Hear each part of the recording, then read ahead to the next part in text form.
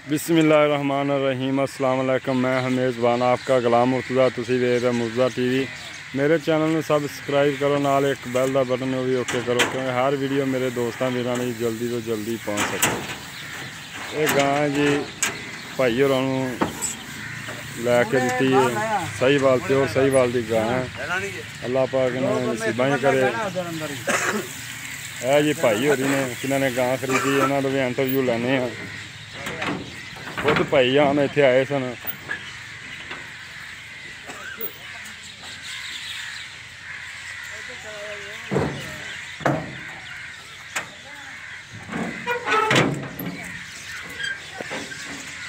Other आओ हाँ भाई जान, सलाम वालेकुम। वालेकुम सलाम। भाई जान की नाम है अपना? जवेद इकबाल।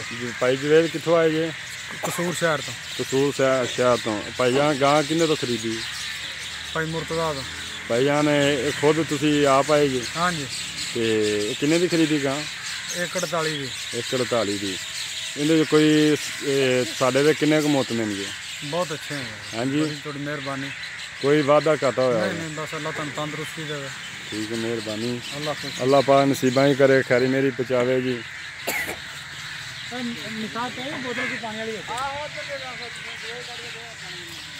भरी नहीं गोभी